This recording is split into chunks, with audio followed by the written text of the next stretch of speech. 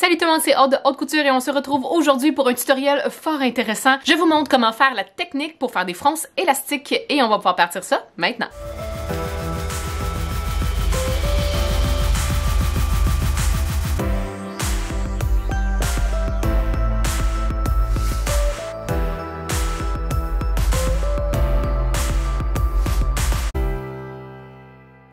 Communément appelé des smokes ou faire du smoking, c'est une technique qu'on voit quand même souvent sur la plupart des vêtements. Ça peut être fait pour un ajustement sur le vêtement ou bien pour ajouter un détail, que ce soit au poignet, sur les manches ou même sur le vêtement. C'est quelque chose qui peut être super beau à faire, mais il faut quand même savoir la technique derrière tout ça pour pouvoir le réaliser de la bonne façon. Pour donc pouvoir réaliser ce genre de détail-là sur nos vêtements, on va avoir besoin, bien évidemment, d'un fil élastique. Ce fil-là va être mis seulement dans la bobine à la machine.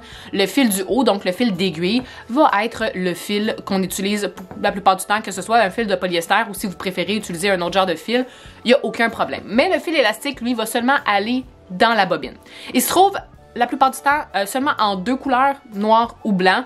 Donc si on travaille avec un tissu qui est d'une couleur plus claire, on va utiliser le blanc, et si on est avec un tissu un petit peu plus foncé, on va utiliser le noir, parce que le fil élastique va se retrouver seulement sur l'envers. Et le fil donc en haut, notre fil régulier, pourra être de la couleur qui matche le plus avec notre tissu, comme ça on va moins le voir naturellement. J'ouvre avec vous aujourd'hui le colis que j'ai reçu pour justement faire le projet d'aujourd'hui. J'ai magasiné le fil sur internet parce que je ne pouvais pas me déplacer. Malheureusement, j'ai dû l'acheter sur Amazon. En termes de quantité, j'en ai vraiment beaucoup.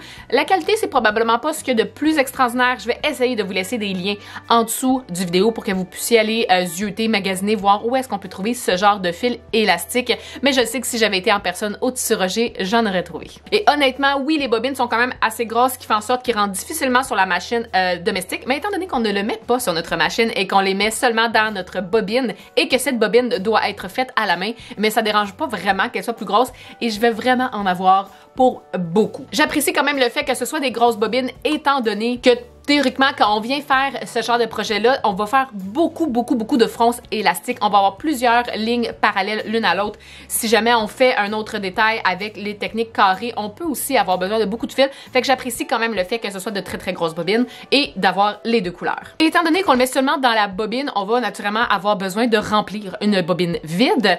On va pas le faire avec la machine, parce que si on le fait avec le haut de notre machine, donc avec l'enfileur de bobine automatique, eh bien, ça va venir mettre une pression sur le fil et le fil va s'enrouler et tirer. Ce qu'on ne veut pas, parce qu'on veut qu'il s'étire pendant la couture et non dans la bobine. Il ne faut pas qu'il soit pré-étiré. Donc, à l'étape de remplir notre bobine, on va venir le faire à la main. Je commence toujours par rentrer un petit bout de fil à l'intérieur de la canette vers l'extérieur, dans les petits trous qui se retrouvent sur le dessus et sur le dessous de ces petites bobines-là. Et ensuite, tout doucement, je viens enrouler autour de ma bobine.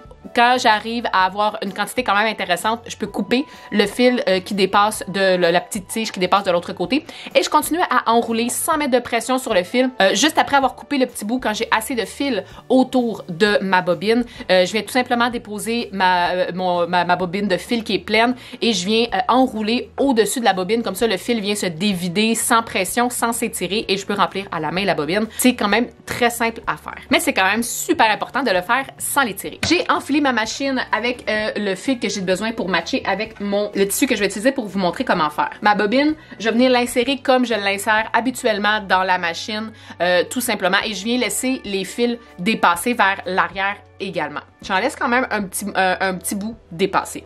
Si vous avez de la difficulté à faire les fronces, il se peut que vous ayez à augmenter la tension de votre canette avec la petite vis qui se trouve sur le porte-canette. Donc, vous allez à l'augmenter un petit peu. Habituellement, vous n'avez pas besoin à le faire énormément. Pour s'assurer que la tension est adéquate, une fois que la canette va être dans son porte-canette, si vous tirez sur le fil, la canette ne devrait pas se vider facilement.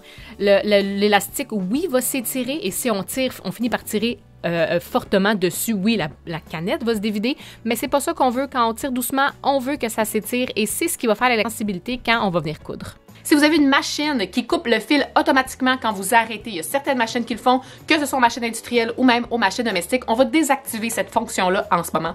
Parce que quand la machine vient couper le fil, pendant la couture, le fil est étiré, ce qui va faire en sorte qu'il va comme retourner vers la bobine et vous allez avoir à réembobiner votre machine à chaque fois, ce qui peut être quand même un petit peu achalant. Une fois que notre machine est enfilée, on va venir également ajuster le point de la machine. La machine doit absolument avoir le point le plus long pour pouvoir venir faire ces fronces élastiques-là. Plus le point va être long, plus il va y avoir de fronces. On va pouvoir aller chercher le tissu sur lequel on veut venir faire cette technique. Le tissu doit être marqué, bien évidemment, pour pouvoir savoir où on veut avoir nos lignes de fronces. On va coudre sur l'endroit, étant donné qu'on ne va pas venir voir le fil en dessous.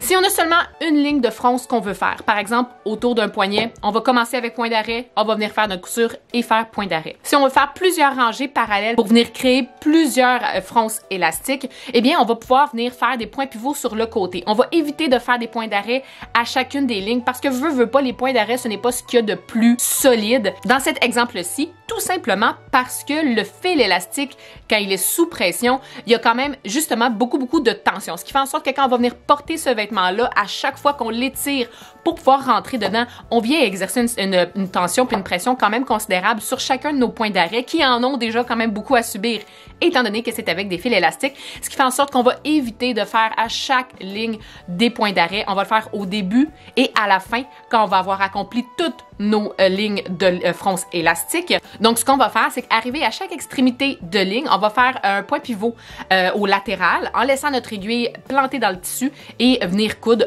pour aller rejoindre la prochaine ligne. Je vous montre comment aller faire ça tout de suite. Je vais partir de la même façon, c'est-à-dire que je vais partir avec mes points d'arrêt.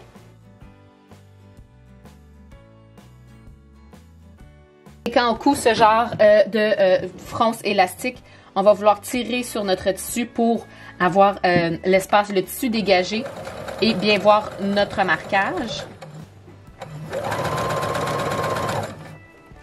Rendu sur ma latérale, dans la valeur de couture, je vais venir réduire quasiment au maximum. Je me retrouve à 2 pour ma longueur de point.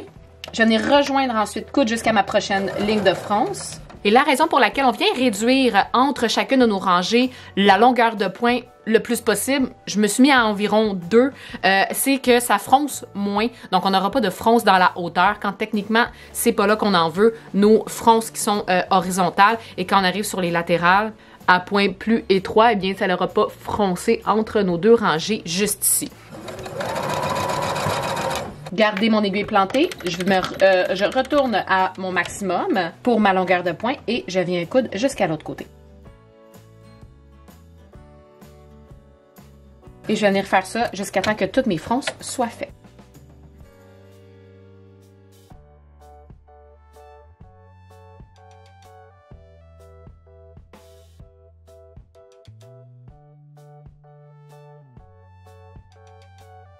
Quand j'arrive à l'autre bout, je m'assure de faire mon point d'arrêt. Si vous voulez vous assurer d'avoir un point d'arrêt très solide, on peut même faire un point d'arrêt avec des points un petit peu plus étroits. Donc, on a nos fronces classiques qu'on vient faire parallèles une à l'autre. On peut en faire plus, là, je les ai faites relativement éloignées. Si on veut faire le style où est-ce que c'est bustier, eh bien là, on vient en faire plusieurs, une à côté de l'autre, pour avoir justement là, le look désiré. Mais on peut aussi le faire en carré. Et en carré, c'est quand même tout aussi simple quand on va venir le faire. On va utiliser la même technique. À chaque fois qu'on arrive à l'extrémité de notre couture, on vient faire un point pivot, on coud sur la latérale, dans le fond, perpendiculaire aux coutures qu'on est en train de faire et on réduit notre point à environ 2 pour pouvoir ensuite repartir en réallongeant notre point dans la prochaine ligne. Et quand on a fait toutes nos lignes horizontales, on va faire nos lignes verticales. Seulement faire attention quand on vient faire cette partie-là, de bien étirer notre tissu pour être capable de bien coudre. Ces carrés-là, je les ai faits à 2 pouces d'intervalle. C'est donc des carrés de 2 pouces. Vous pouvez bien évidemment y faire la grosseur que vous voulez. Une fois que nos fronces sont faits, on va pouvoir aller au fer à repasser. Mais à faire attention, on ne presse pas nos fronces. Ce qu'on veut faire, c'est qu'en mettant la vapeur, on va venir assouplir le tissu. Et pour ma part, ça a aidé à enlever les marques à la craie magique parce que c'est une craie qui part à la chaleur. Mais on essaie de ne pas mettre le fer directement dessus parce que ça va venir écraser nos fronces et c'est vraiment pas le look qu'on va vouloir. Les possibilités sont infinies, on peut vraiment faire ce qu'on veut quand on apprend cette technique-là. Amusez-vous, testez avec votre machine ou aussi voir jusqu'où vous êtes capable d'aller et qu'est-ce que vous êtes capable de faire. D'une machine à l'autre, naturellement, l'extensibilité du fil va être utilisée d'une façon différente à cause de la pression du pied, à cause de la tension de la canette. Si vous voulez savoir de combien ajouter ou du moins combien rétrécit votre tissu quand vous venez coudre, faites un test tout simplement avant de calculer la largeur de votre tissu et de voir ensuite de combien il rétrécit une fois que vous venez faire votre fronce élastique et vous allez savoir de exactement combien augmenter si jamais vous voulez faire un projet de toute pièce. C'est ce qui conclut la vidéo d'aujourd'hui. J'espère que vous avez aimé et appris quelque chose. Si c'est le cas, n'hésitez pas à cliquer j'aime, à vous abonner si c'est pas déjà fait pour recevoir toutes les notifications. Comme d'habitude, s'il y a quoi que ce soit, questions, suggestions et commentaires, n'hésitez pas à les laisser juste en dessous. Et si vous avez envie de venir faire encore plus de couture avec moi, sachez que mon Patreon est toujours laissé en dessous du vidéo. Sur ce, tout le monde, je vous dis bonne couture et on se revoit très bientôt.